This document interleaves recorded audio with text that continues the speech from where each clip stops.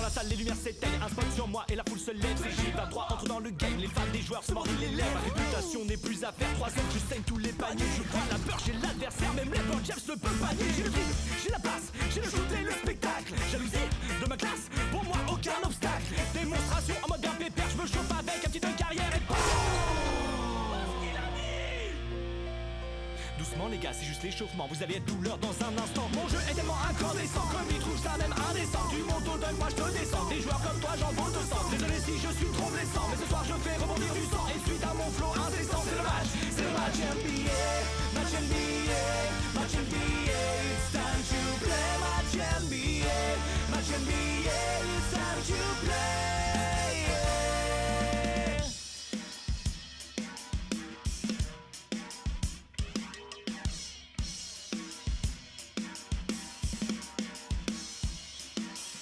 Premier couplet un peu prétentieux, je vais pas me calmer sur le numéro 2. Défendre sur moi c'est un dur moment, car je rentre comme papa dans mon moment. Comme Jordan je ne manque pas d'air et je ne manque pas d'air Jordan. Approche-toi, ne reste pas derrière et profite bien du son d'Oswald.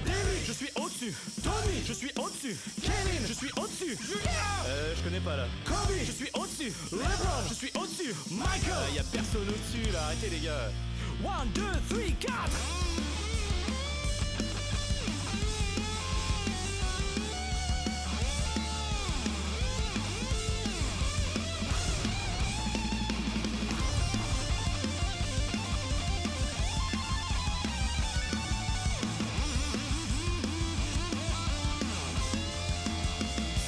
Match NBA, match NBA, match NBA, it's time to play. Match NBA, match NBA, it's time to play. Match NBA, t'as ton billet. Match NBA, it's time to play. Match NBA,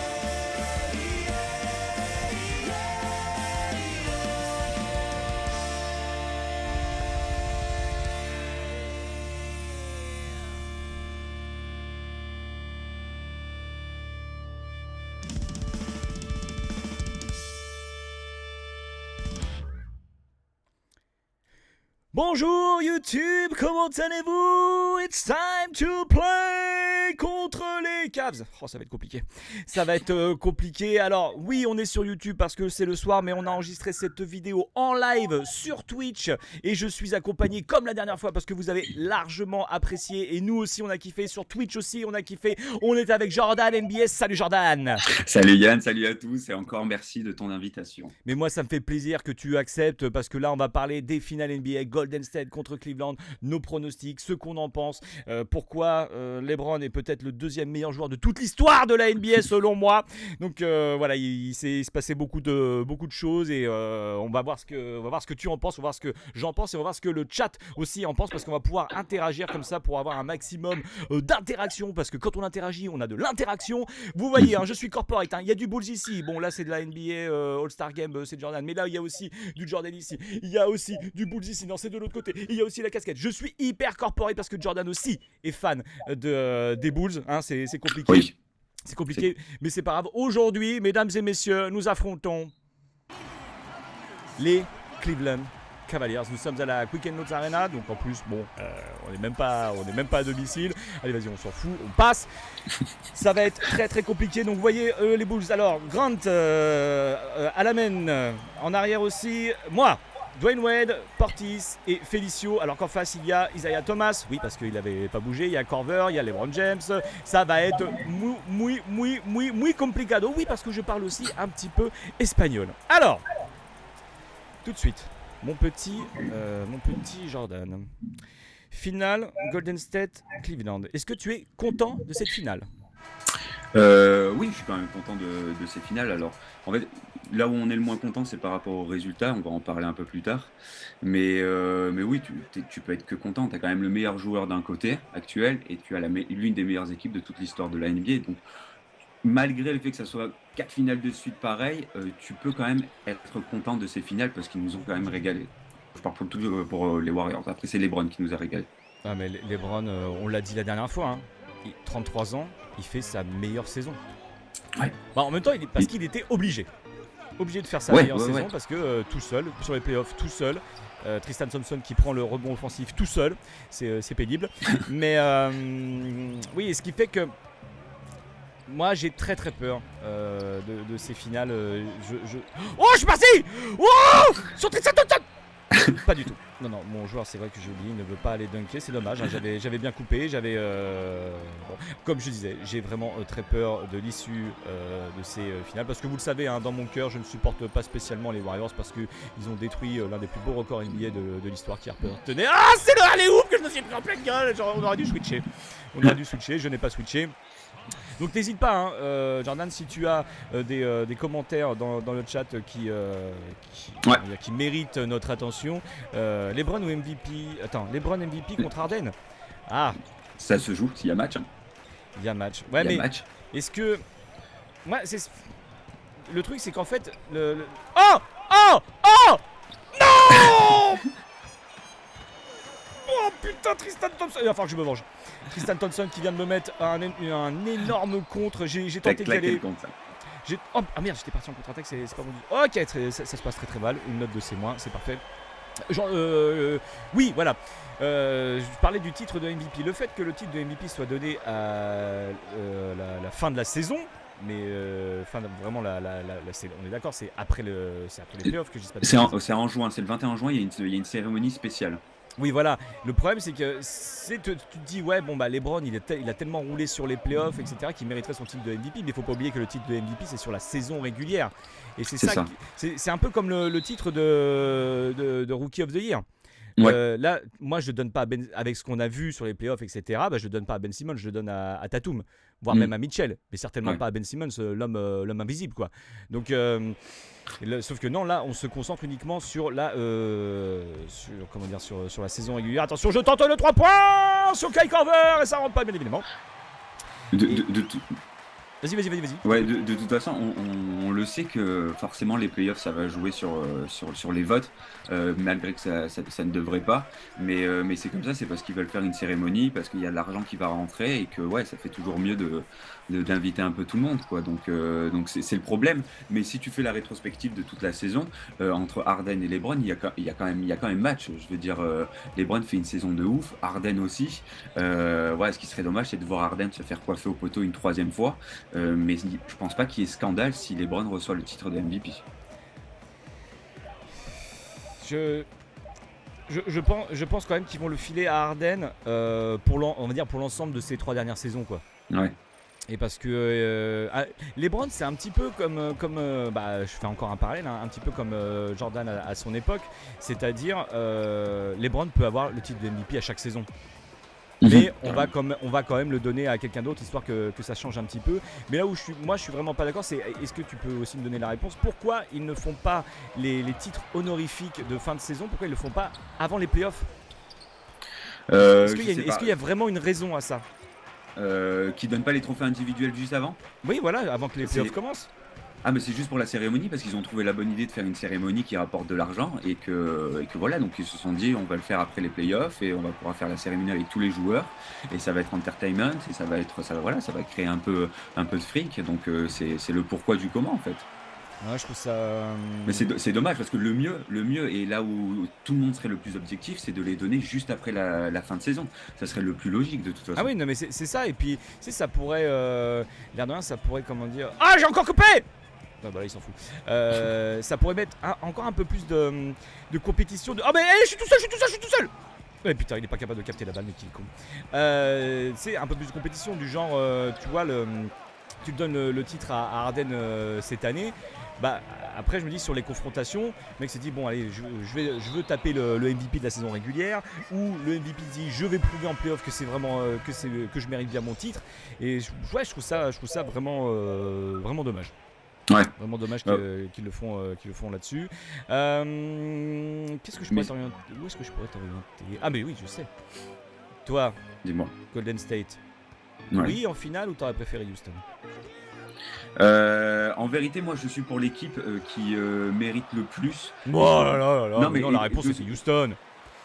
Mais ouais, mais de ce que j'ai vu de cette série, pour moi c'est les Warriors parce que les Rockets ont déjoué totalement. Ils avaient les armes pour les battre. Et quand je vois ce qu'ils ont fait au Game 7, quand je vois que Harden n'est pas capable de changer de plan de jeu, Artie à 3 points, qui font 27 3 points tentés de suite, que Mike D'Antoni ne trouve pas les solutions, alors qu'ils ont les solutions, je trouve ça dommage. Et oui, j'aurais aimé avoir Houston. Mais bon, c'est au plus méritant. Et sur ce Game 7, c'est les Warriors, quoi. Ouais, parce que là, tu viens de le dire, et c'est la statistique qui a fait très très mal sur ce Game 7. 27 tirs à 3 points ratés d'affilée, c'est bien ça? Ouais, c'est ça. 27 tirs à 3 points ratés d'affilée. Est-ce qu'on a déjà vu une stat comme ça Non, c'est un record. c'est, Ouais, c'est, c'est hallucinant. ça n'a pas de sens. C'est-à-dire que tu as un plan de jeu et tu n'es pas capable de suivre un autre plan de jeu parce que tu n'as pas de solution, donc tu arrêtes à 3 points. Et c'est dommage. Et c'est là où l'apport de Chris Paul aurait été intéressant parce que c'est qu'un meneur gestionnaire, c'est quelqu'un qui contrôle extrêmement bien le tempo. Donc si là, on n'aurait même pas vu ça, on n'aurait même pas vu 27 tirs à 3 points tentés. On aurait vu un Chris Paul qui aurait pris le jeu à son compte, qui aurait dit bon les gars, moi je suis là, on va mieux faire les systèmes, on va étirer le jeu, on va peut-être pénétrer. Peut-être la solution, c'était de trouver Clint Capella qui était à 20 points, à 80% de réussite au tir. C'était peut-être là un peu l'objectif. Mais non, sans Chris Paul, ils n'ont pas su trouver les solutions et c'est là où il aurait été intéressant. Alors effectivement, Chris Paul, ça a été le gros manque de Houston pour ce Game 7, mais c'est surtout que je me dis, il y a quand même un coach sur le banc, il y a quand même des assistants coach. Il n'y en a pas un qui va dire à un moment, les gars, les tirs à 3 points, là on vient d'en faire 10 d'affilée, ça rentre pas.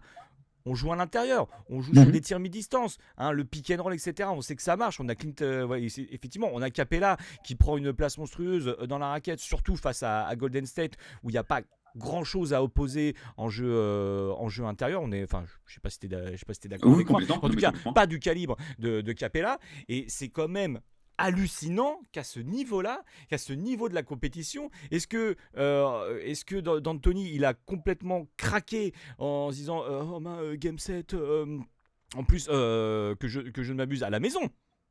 Oui, à la maison au Toyota Center. Le 27 3 points ratés d'affilée. C'est catastrophique. Fallait faire rentrer Néné avec Capella, tu fais du pick and roll, Harden Gordon avec les deux intérieurs, et là c'était bon, comme nous dit Walraef. Ouais, non mais carrément. C'est incroyable. C'est incroyable. Je reviens, deuxième carton, excuse-moi, 4 minutes, 2 points, 1 rebond, c'est laminable. C'est laminable, mais bon, c'est comme la dernière fois. Non, mais c'est comme la dernière fois, c'est pas grave. La beauté du jeu, on s'en fout, ce qui compte, c'est ce qu'on dit. Ouais. Et non, mais il y a faute professionnelle. Ouais, mais complètement, c'est une faute professionnelle. Je pense qu'à ce stade-là, en fait, Mike D'Antoni a un problème. Il est capable de s'ajuster après le match, après analyse des vidéos, mais il est incapable de s'ajuster sur le moment même du match. Et c'est ce qu'a Steve Kerr, en fait. Steve Kerr est capable de s'ajuster, de trouver un moyen de contrecarrer les plans d'une équipe. Mais Mike D'Antoni, sur le moment actuel, il n'est pas capable parce que sa philosophie de jeu, c'est tout pour l'attaque. Alors, on a vu qu'il y avait de la défense aux Rockets, mais c'est du forcing à 3 points. Donc, voilà, c'est le problème de Mike D'Antoni. Et les Rockets se sont brûlés les ailes de par leur jeu, de par leur capacité à tirer à 3 points. Alors oui, quand ça rentre, c'est magnifique parce que quand il y a une adresse de fou, et ça donne une avance monstrueuse. Mais quand ça rentre pas, tu dois être dans la capacité de trouver une autre solution. C'est toi en tant que coach et en tant que joueur, tu es obligé, surtout en Game 7 face aux Warriors qui ont l'expérience, de trouver une solution. Et ça paraît tellement improbable de tirer 27 fois à 3 points sans trouver une autre solution. C'est catastrophique et comme tu l'as dit, c'est une faute professionnelle. Mais en plus, c'est une faute professionnelle que tu peux imputer à toute l'équipe, avec en premier lieu, bien sûr, le coach D'Antoni, mais c'est surtout que tu peux, même un entraîneur de départemental, dernière division, bon, les gars, vous n'êtes pas à droit à 3 points aujourd'hui, ok? Ça en fait 15 de suite. On est nul à chier. On va arrêter. Il y a un moment, on va arrêter de tirer à 3 points. Ouais, c'est ça. C'est incroyable. C'est incroyable. Et en parlant d'incroyable, parce que c'est toi qui m'avais, j'avais vu aussi sur Twitter, qui avait sorti la stat, parce que Il faut savoir que ZombieAxe sur Twitter, aka Jordan qui parle avec nous, donc a un compte Twitter spécialisé dans l'actu NBA, toutes les actus vraiment à chaud qui viennent de sortir. Il est là, il est dessus et ça me fait une passe pour Portis. Non, pas du tout, mais le rebond offensif, bien joué. N'hésitez pas à le suivre, je mets le lien de son Twitter dans la description. Mais il avait sorti une stat, c'est depuis 1979 qu'il n'y avait pas eu Game 7 à l'Est et Game 7 à l'Ouest en finale NBA. Donc ça prouve un petit peu que qu'il y a du niveau, quoi. Il y a de l'opposition. Et ça a été un régal. Et là où je suis content, c'est que il a le ballon et le mec, le bonbon, 8e finale Finale NBA de suite. de suite. Est-ce que c'est pas ouf? C'est complètement dingue. C'est complètement dingue. Et là, tu vois, moi, comme je disais, j'avais. Attention, je vais essayer de passer Korver ligne de fond. Ah, je suis plus rapide. Je suis passé. Oh, Ouais. et je suis monté sur Kevin Love. Et je suis monté sur Kevin. L'homme invisible. Prends ça dans ta gueule, Kevin. Pardon. Non, je suis content. Autant pour moi, je me suis un petit peu emballé. Mais ligne de fond, qu'est-ce que je passe bien? Il y a un commentaire qui est intéressant parce qu'il y a Steph76 qui dit le nœud du problème c'est Harden. Et c'est vrai parce que tu sais que sur la série, Harden il est à 24% de réussite à 3 points. C'est catastrophique sachant qu'il est à 38% je crois sur cette saison. Quand tu retombes moins de 30% à 3 points, c'est catastrophique. En tant que leader, tu dois amener tes troupes à trouver d'autres solutions, à trouver un autre plan de jeu et il n'a pas été capable. C'est pour ça que j'ai trouvé Harden pas du tout au niveau de la saison régulière sur ses playoffs, notamment sur cette série face aux Warriors et pour moi il s'est complètement foiré. Je viens de me prendre un tomard de la part. Enfin, c'est plus Wade qui s'est pris un tomard de la part de LeBron. Ouais, mais alors, est-ce qu'il s'est pas fait bouffer par l'enjeu? Est-ce que. Alors, attends, que je dise pas de bêtises. Est-ce que c'est sa première finale NBA où il en avait fait une avec. Il avait fini avec le Thunder? Voilà, c'est ça. Mais bon, là, c'est première finale NBA en tant que franchise player. C'est ça. Et non 6e homme. Et attention, est-ce que je peux prendre le rebond offensif? Non, mais ça rentre 28-36. On est en train de remonter. On est en train de remonter sur Cleveland. Ouais, je pense qu'il s'est fait un peu bouffer par l'événement. Alors que sur ces finales, là où moi j'attendais quand même, parce que j'ai souvent entendu dire Chris Paul, meilleur meneur, il trouve extraordinaire, mais bon, meilleur meneur qui n'a jamais accédé à une finale NBA. Ben là, il a répondu présent. Et effectivement, on a vu que sur ce game 7, le fait qu'il soit pas là, ça a mis la merde. Ça a mis la merde et puis ils sont passés complètement à la trappe. Et c'est ce qui m'embête pour ces finales NBA. Parce que comme je disais, autant face à Houston, je me disais il y avait moyen pour Cleveland. Autant là, je passe encore une ligne de fond. Oh Kevin, tu t'es repris la même, Kevin. Tu t'es repris la même dans ta gueule, Kevin. Pied de main. Oh mais Kevin, mais arrête de monter sur moi. Mais t'es fou. La victimisation. Oh, Kevin, t'es une victime. Kevin, je te victimise. Et donc, je vois pas comment les Cavs peuvent s'imposer. Oh là là, le 2+1. Comment les Cavs peuvent s'imposer face à Golden State qui sait très très bien les jouer parce que c'est la 4e finale d'affilée.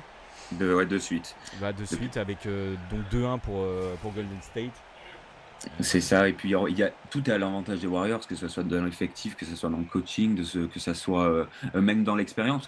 Certes, d'un côté, tu as LeBron, mais tu as aussi des joueurs qui n'ont jamais fait des playoffs ou qui sont très jeunes. Et donc ça porte forcément préjudice, surtout en finale NBA, où la tension est à son comble, où tu es obligé une seule erreur est préjudiciable pour l'équipe, et ils ne font que des erreurs. Je vois qu'il y a la Vine de ce côté, ça me fait extrêmement plaisir. Kevin, t'es encore pris dans ta gueule. Kevin, il est encore plus monstrueux ce marteau. Kevin, celui-là il fait mal. Oh Kevin, le bras allongé il fait mal. Oh, il fait tellement mal. Mais c'est génial de passer ligne de fond et d'aller sur la gueule de Kevin Love. Il fait que ça. Et alors je vais rebondir sur ce que tu as dit parce qu'on reviendra un petit peu sur les finales NBA en deuxième mi-temps, mais je vais rebondir sur le fait que tu utilises une équipe jeune. Et qu'est-ce qui me fait tilter quand tu dis équipe jeune? Je pense aux Celtics. Je pense à Tatum, je pense à Brown qui ont montré pendant ces playoffs, alors que là c'est la mi-temps 32-39. Ils ont montré pendant ces playoffs que c'était une équipe forte avec un collectif solide, une bonne défense, des mecs qui n'ont pas peur. Le rookie Jason Tatum, qui Je pense, oui. t'as l'impression que le mec il se jouait une petite saison régulière tranquille sans pression. Le gars a été monstrueux pour l'avoir vu jouer en vrai à Philadelphie. D'ailleurs, il va falloir que je sorte une vidéo incessamment sous peu quand même. Le gars est d'une élégance, d'une efficacité. T'as limite t'as l'impression il a 3-4 ans d'expérience. Sur Ouais, 3-4 ans ça. d'expérience d'un bon joueur en plus. C'est ça. D'un très bon joueur limite. Et les Celtics, moi je tire un grand coup de casquette parce qu'ils m'ont fait, ils m'ont fait kiffer. Moi, je les voyais pas passer Milwaukee dans mon bracket playoff. Moi non plus. Je les voyais pas passer Milwaukee avec la Avec blessure Giannis. d'Irving. Mais là, ça a été. Pour moi, c'est la grosse surprise, la très très bonne surprise de ces playoffs. Je sais pas ce que t'en penses toi, mais je Ah, mais pense que c'est la même parce que tu vas pas me contredire, c'est ma vidéo. en plus. Mais oui, non, mais t'as complètement raison. Ils nous ont surpris. Moi, j'ai sous-estimé leur cœur dans le jeu. Je pensais qu'ils étaient cramés au bout de la série avec les Bucks. Je me suis dit, bon, voilà, contre les Sixers, ça va être extrêmement compliqué. Et en fait, cette équipe a tellement un cœur énorme, a tellement de bons joueurs, même qui sont jeunes. Et puis, un coach qui est fantastique. Tu vois, c'est la différence entre avoir Brad Stevens d'un côté et Tyronn Lue de l'autre. Ouais. C'est que lui, il est capable de reconcentrer sa troupe, de leur dire ce qu'il faut faire, et au contraire de Tyronn Lue qui est incapable de faire ça. Donc c'est un mélange de tout en fait, c'est un mélange d'envie, de cœur, de technique, de talent, d'intelligence qui font que les Celtics sont allés jusqu'en Game 7 avec LeBron quoi. Oh, ce que je viens de mettre! Oh! Oh! Oh, comment il est beau! Oh, comment il est beau! Oh, je veux voir le replay! Oh, montre-moi ce replay! Et je finis en layup! Oh, magnifique! Oh, j'ai le 2+1 là, j'y croyais absolument pas.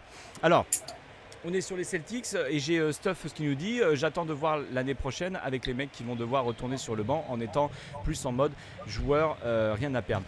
Oui, parce que Kyrie va revenir, bien évidemment. Mhm. Donc Rosier, il va redescendre. Gordon Backup. Hayward va revenir. Donc, Tatum, il reste sur le terrain. Tatum c'est il obligé. reste. Tatum il reste, c'est sûr. Après, c'est Marcus Smart qui va peut-être aussi prendre un peu cher dans la rotation, je pense. Même peut-être être tradé ou quoi que ce soit. Ouais, mais alors après, c'est à double tranchant aussi parce que les mecs ont été très forts sans franchise player. Est-ce que l'apport d'un franchise. Ah, attention, Kyle! Ah, je t'ai fait peur. Oh putain, Tristan. Est-ce que l'apport des franchise, enfin des gros joueurs, des franchise players. Oh, sur les Browns! Non! Oui! Oh putain! T'es chaud là, Yann, t'es chaud. Non, c'est parce que il a réussi à me contrer parce que c'est un peu sa spéciale d'arriver en contre-attaque le derrière. Ah oui. Et j'ai réussi à la rentrer quand même. Ah, comme papa dans Papa. Parce que c'était un petit peu difficile. Je suis content. Donc, est-ce que l'alchimie va bien prendre avec forcément des plus gros mangeurs de ballon et c'est logique, hein, tu es obligé de passer la balle vraiment à tes gros joueurs en situation, comment dire, si jamais tu as un gros déficit de points ou si tu as le dernier tir à prendre. Ah bah tiens, Isaiah Thomas, vas-y, je tire sur ta tronche. Bah oui, mais le timing est mauvais, à chier. Donc je sais pas du tout, j'ai vraiment hâte de voir comment les Celtics vont pouvoir jouer tous ensemble si l'infirmerie est vraiment vide. Ça va être très très très intéressant. Très très intéressant. Ouais, on a vu déjà qu'avec Irving, il y avait pas de problème. Ouais. Voilà, le point d'interrogation, ça sera avec Hayward. Ouais. Comment il va revenir de sa blessure, comment il va être intégré dans l'effectif, son rythme. Il y a tout un tas de facteurs qui font que pour l'instant, il y a un gros suspense autour de ce joueur. Mais voilà, les Celtics veulent le garder, lui font encore confiance. On l'a vu lors de sa rééducation, ils ont été extrêmement présents pour Hayward et c'était très important pour lui, autant au niveau physique qu'au niveau mental, parce que quand tu as ce genre de blessure, mentalement tu peux flancher. Mais voilà, ça sera intéressant de le voir comment il va être intégré, comment il va se remettre de tout ça. Mais je pense que ça peut faire quelque chose de monstrueux. Et on a vu, si Irving était présent lors de ces finales contre Cleveland, je pense que ça aurait changé énormément de choses. Parce qu'il a l'expérience, il a joué avec LeBron, donc peut-être il connaît quelques tuyaux pour le limiter, donc ça aurait changé les donnes grandement, et c'est dommage pour les Celtics qui auraient pu peut-être aller en finale NBA. Bah limite, tu vois, pour la belle histoire, c'est vrai que les Celtics auraient mérité. Franchement, ils Bien sûr. méritaient autant que les Cavs. mais je veux dire aussi pour la belle histoire, pour qui est encore une plus grande légende, LeBron James. Je trouve que c'est, j'aime bien, j'aime bien le fait que LeBron soit encore en finale. Et justement, allez, on va reparler de ces finales, alors que là on est en troisième quart-temps, il reste 4 minutes 39-44. On n'est pas si loin que ça. Toi, ton pronostic, soit tu me dis juste victoire, soit tu me donnes aussi le score, tant qu'à faire. Régale-toi, vas-y, je t'écoute. Pour ce game 1 Non, carrément pour les finales. Tu vois, ça joue en combien de matchs pour toi déjà? Pour moi, ça se joue en maximum 5 matchs, donc je dis 4-1 pour les Warriors. J'arrive pas à voir au-delà de ça. Je sais pas ce que tu en penses, mais... c'est quoi, moi j'aurais fait mon petit... mon eau tiède, en fait. 4-2, tu vois. Mais... Ouais. Je vois, comme toi, hein, je ne vois pas comment les Cavs peuvent arracher 4 matchs en n'ayant pas l'avantage du terrain à Golden State. Je vois pas comment c'est possible. C'est vrai que le problème aussi, c'est comme c'est marqué dans le chat, là, j'ai peur du sweep. Ouais. J'ai aussi peur du sweep parce que c'est possible. Après, on a la bête en face qui, lui, se mangeait un sweep en finale NBA. Je pense qu'il y aura une rage et qu'on peut... À mon avis, on va assister à de très très grosses performances d'un seul joueur sur ces finales. Qui malheureusement ne sera pas MVP des finales parce qu'on donne toujours le titre de MVP des finales aux joueurs de l'équipe gagnante, et ça c'est bien dommage parce que je trouve que ça met, on en avait déjà parlé avec Waxune à l'époque, c'est que si tu es le meilleur joueur des finales, même si ton équipe perd, tu es le meilleur joueur des finales, point. Et je pense que ce sera LeBron parce que voilà. Non, c'est pas ça. Voilà. Et comme on disait hors antenne, si Durant il est pas chaud, c'est pas grave. Il y a Curry, c'est pas grave. Il y a Thompson, c'est pas grave. Il y a Green et inversement proportionnel au cosinus de l'inverse. Non, c'est ça. Il va être monstrueux. Mais bon, voilà. S'il y a un 4-0, la sanction elle est terrible pour les bornes. Ouais. Et 4-0, il part de Cleveland. Ah oui. 4-1, il part de Cleveland. 4-1 il part de Cleveland, 4-2 il part de Cleveland. Je vois aucun intérêt pour lui de rester à Cleveland. Il a eu son titre, il a tenu sa promesse. Maintenant, pour le moment, il y a très peu d'avenir, on va dire, à Cleveland. On ne sait pas ce qui va se passer, on ne sait pas ce que va faire le front office. Donc ouais, je pense que s'il a une offre quelque part d'autre dans la conférence Est, peut-être aux Sixers, je pense qu'il va se laisser tenter. Excuse-moi, c'est le 3-6 Poulain. C'est le 3-6 Poulain sur quel corner. Il est beau. Il est magnifique, celui-là. Oh my god, c'est le plus beau dunk que j'ai jamais mis. 360 sur quel corner. Oh là là. Alors déjà Kevin, je l'avais humilié, mais alors le deuxième cas, le Kyle là, il a pris tellement cher. Que des spécialistes de la défense. J'ai vu une question qui était intéressante, Yannick, sur le chat. Il y avait Fender71 qui me disait qu'est-ce que tu en penses de la rumeur Mo Bamba. Tu sais, il y a une rumeur qui est sortie, le pivot qui est inscrit à la draft, et les Celtics seraient intéressés. Et Danny Edge n'aura aucun état d'âme à chambouler son effectif pour avoir un pivot de son envergure. Il faut savoir que tu peux mettre dans la balance Rosier et Jaylen Brown. Donc cette rumeur-là, elle est intéressante parce qu'il y a possibilité que l'effectif soit encore chamboulé du côté des Celtics la saison prochaine. Alors peut-être qu'il y a des gens qui connaissent pas trop, et j'en fais partie. Moi, Mo Bamba, c'est pas le joueur que je connais le mieux. Est-ce que tu peux en parler un petit peu ou pas? Ouais, voilà, c'est le pivot de cette draft avec Ayton, bien évidemment. Voilà, il est grand, il est longiligne, c'est un peu une force de la nature. Il est capable de prendre beaucoup de rebonds. Il est capable, voilà, c'est un pilier défensif. Et les Celtics ont toujours eu besoin d'un apport comme ça dans la raquette. C'est ce qui leur a toujours manqué, malgré qu'il y ait Baines, c'est pas suffisant. Donc c'est un apport qui est intéressant. Et puis aussi prime à la jeunesse parce que bon, donc du coup ça peut être très intéressant. Ça peut être très intéressant. Et je vois que Lucas dit Daniel, je ne mettrai jamais Brown et Rosier dans un package. On sait très très bien que Edge est capable de chambouler son effectif, peu importe que ça soit des joueurs qui ont été fantastiques ou pas dans la saison régulière, et on l'a vu. Donc moi j'y crois un peu à cette rumeur, j'y crois un peu. Ouais, comme le disait dans le chat, est-ce que vraiment pour un pivot sortir de trader 2 joueurs comme ça qui ont fait une telle différence en playoff. C'est ça, mais après tu sais que tu as le retour de Irving et de Hayward, c'est pour ça que c'est Oui, probable en fait. c'est vrai. C'est pour ça. Vrai. Voilà. Vas-y, attends, je vais essayer de contrer Isaiah Thomas. Oh, get back, not in my house, baby. Et je demande le alley-oop en plus. Oh, c'est l'action du match. C'est l'action du match. C'est l'action du match. Le contre, plus le alley-oop. Mon Dieu, ce match est fou. On perd comme des merdes. Mais par contre, niveau spectacle, je me pose carrément là. C'est extraordinaire ce qu'on est en train de voir en live, mesdames et messieurs. Et c'est extraordinaire ce que vous êtes en train de voir sur YouTube. Désolé de vous avoir coupé la parole, mon cher Jordan. Mais là, j'étais obligé. J'étais obligé. Campfire, t'as même le logo. Oh mon Dieu. Oh, et je me prends le rebond, mais putain, lâche. Donnez-moi la balle, tout le temps, à moi aussi. Non, faut pas jeter à 3 points.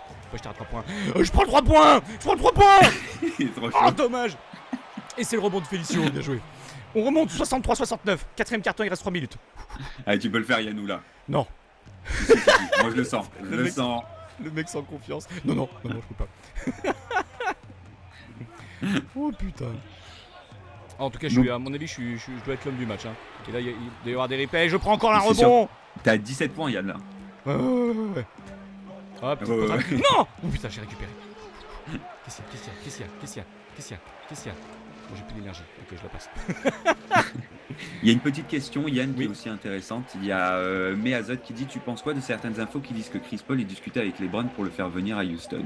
Voilà, alors pour l'instant, de ce que j'ai vu, c'est une très grosse rumeur. LeBron est en plein finale. Je pense pas que Chris Paul ait pu discuter avec LeBron encore pour le moment. Donc, voilà. J'imagine Chris Paul qui appelle LeBron. Ouais, bon, t'es occupé là? Un peu. Ah non, parce que moi je suis en vacances là, donc c'était pour savoir si t'as pas envie de venir à Houston, il fait chaud et tout, c'est cool. Il y a des restaurants pour manger parce que je crois qu'à Cleveland il y en a pas. Mais bon, bah, tu sais quoi, rappelle-moi quand t'as fini et puis on voit. Je t'attends ton coup de fil. Bye, LeBron, ciao. Non, putain, j'ai failli mettre un truc monstrueux sur Corver et sur Thompson. Oh my god, Michel. Pardon. Donc voilà, très peu probable pour l'instant qu'il y ait parlé, c'est une rumeur, mais je pense qu'il il recevra beaucoup de SMS de la part de beaucoup de joueurs qui voudraient le faire venir dans une équipe. Donc oui, Chris Paul, c'est possible que dans les prochains jours, lui envoie un petit message, quoi. Avec un smiley à la fin? Oui, un smiley. Mais tu sais, le smiley tête à l'envers, genre. Ou alors, sorry about the sweep. Je pense qu'il lui répond pas là. Il lui répond pas. Allez. Est-ce que la NBA laissera partir LeBron à l'Ouest? Oui, il n'y aura pas de souci à ça, à mon avis. Hein, je pense que... Ouais, mais je crois qu'on l'avait dit, hein, LeBron il est pas fait pour jouer. Enfin, Ouais. je vois pas LeBron partir à l'Ouest. En gros, la plus grosse rumeur qui semble être la plus plausible, ce serait LeBron à Philly. Oui. En gros, oui. Et ça. Voilà, ça. Moi, ça me hype d'une puissance, mais monumentale. Qu'est-ce qu'il a fait, Dwayne Wade là? Pourquoi il a pris ce shoot à 3 points complètement désaxé, nul à chier? Ouais, direct, en plus, en première intention. Non, mais horrible. Attention, je vais tenter un truc. Non! Mais non, pourquoi mon joueur? Putain, j'ai demandé le alley-oop en... retour en zone! Perte de balle! J'ai provoqué la perte de balle! Oh, Kyle Korver, mais t'es pas fait pour dribbler, tu le sais très bien, catch and shoot! Il y a Kuma Doji qui dit: ou LeBron à Chicago. Il le fera jamais, mais LeBron Bon, à Chicago, moi je signe direct. Je signe, mais... Tu peux que signer direct, de toute façon. Hein. Mais LeBron à Chicago, mais c'est la folie. C'est la folie! Comme ce petit finger roll. Non, putain, il passe pas! J'ai trop forcé, mais bon, je me sentais tellement chaud. 65-71, LeBron à 3 points, ça rentre, c'est bon, c'est foutu. 74-65, 9 points d'écart, il reste 1 minute 20. C'est foutu parce que moi je suis une vraie quiche à 3 points. Et à qui on pourrait filer la balle à 3 points? Bah c'est Wade à tout péter quoi. Mais tout à l'heure il nous a fait un tir catastrophique. Oh, je tente encore la penetration, mais ça rentre pas. Quel Korver qui me dit non. Je tente l'isolation. Isolation, voilà. Excuse-moi, hein. Non, t'inquiète. Oh putain merde, 7 secondes. Vite. Ah, 1 seconde 4. Oh, Alors, et ça rentre. joli. « 74, il reste 54 secondes. Faut que tu mettes un 3 points là, Yann. Ouais, faudra que je mette à 3 points, mais ça va être mucho complicado. Hop, LeBron James qui va. Oh, j'ai tenté. Oh putain, c'est moi qui fais harcèlement sur le tireur. Le 2+1. Ok, c'est foutu. C'est foutu, là c'est mort. C'est foutu, mais même si c'est foutu. Quel match? J'ai fait des actions qui sont hors du commun pour moi sur NBA 2K18. C'est la première fois que je claque des trucs aussi monstrueux. Hop, je t'ai vu à l'intérieur. La petite passe. Mais t'es qu'une merde, Félicio. T'es qu'une merde. Ah oui, ça on confirme.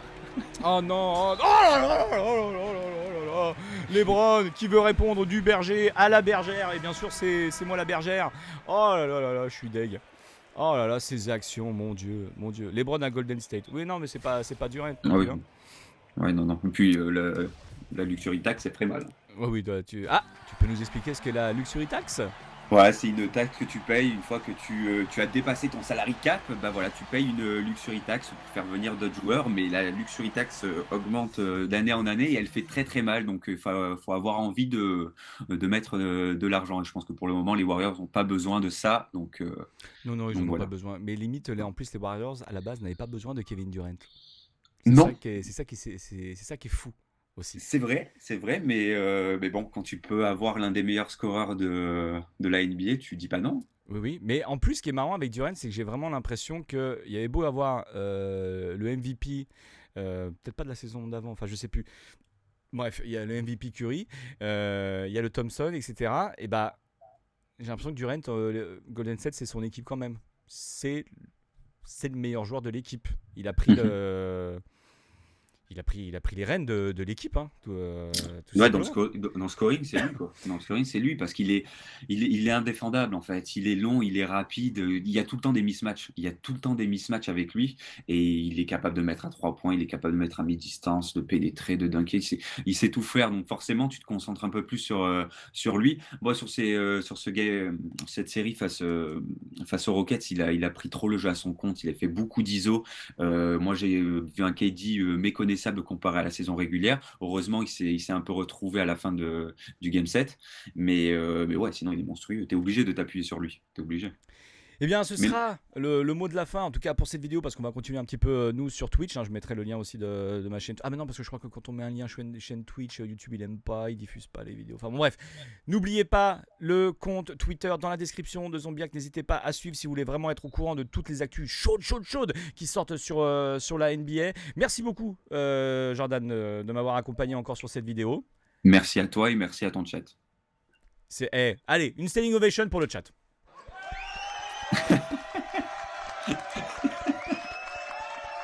Merci le chat, merci énormément. Nous on va continuer. Sur ce, moi je vous dis à très bientôt les gens. Prenez soin de vous hein, parce que c'est important. Et puis voilà comme on dit, hein. Au revoir. Ciao, ciao. Voilà. Alors attends. Là ce qu'on va faire.